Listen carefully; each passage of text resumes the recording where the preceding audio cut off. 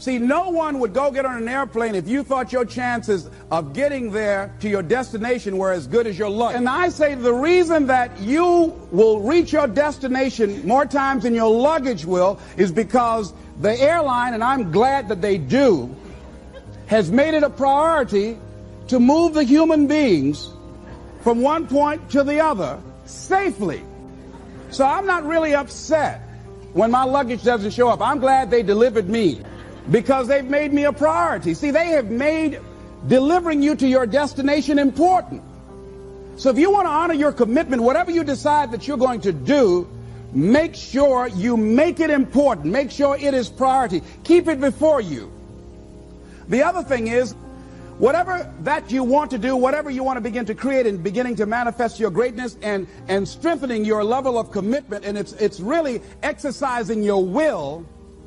Find something that you want to do on your goal, one action step, but make sure it stretches you, that it challenges you, but it's doable, that you can do it. This year I decided that I was going to exercise. So I started out doing just 10 setups and 10 push-ups. I know I can do that and not get upset about it. I can do that without thinking. So I started out small. Now I'm up to 50, but if I try to do 50 starting out, I wouldn't still be doing it. So I started doing it in manageable segments. Do that, and that strengthens your will. So my commitment now is strengthened and fortified by the activity of actually doing it. So now I can expand and build from there. When I decided to begin to manage my money differently, and I started saving 5% of my money, then I increased it to 10%.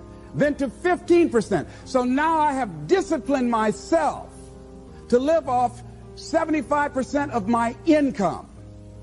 I took discipline to do that, but I started watching how I was spending my money. I started keeping a log and following myself. So you want to begin to find something that is manageable, that you know that you can do. The next thing, in beginning to keep your commitments to yourself, have some friends that will hold you accountable, that won't let you off the hook, that won't tolerate anything less than the best from you. People that will support you in this new way of being, in this new state of consciousness. The other thing is that important is have a contingency plan. See, many times when you make a commitment to do something, there are some other variables that will happen that you can't control or you perhaps did not think about. So you want to have some other plans going on. You want to become creative. See, most people don't keep their commitments because when something goes wrong, they just stop. They don't have a contingency plan. So they don't know what to do next. Start being creative. If you challenge yourself, many times we say, I don't know what to do. And I always ask myself, but if you did know what to do, Les, what will it be? That activates another part of my mind. I start thinking about the possibilities and just experimenting.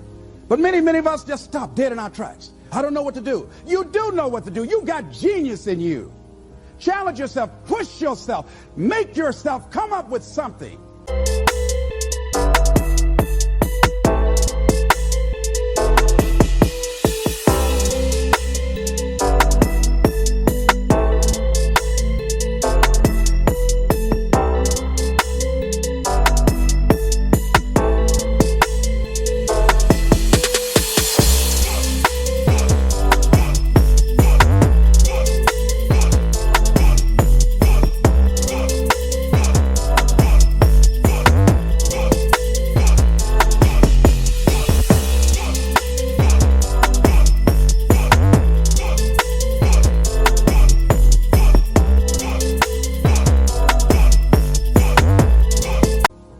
Imagination.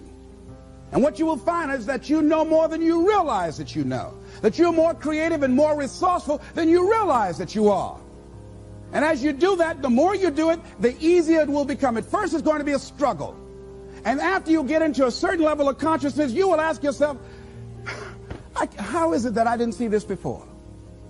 At the level that I'm managing my business now, they say consciousness is what we are. I literally look at myself and say, how is it that I didn't do this before? Why is it that I couldn't see this before? And the reason that I didn't see it before, because I didn't challenge myself.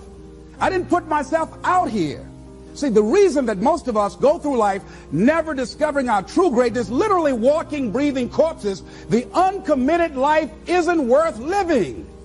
Why? Because it doesn't produce anything. See, you only make things happen. Your life only counts. You only make a difference when you are committed.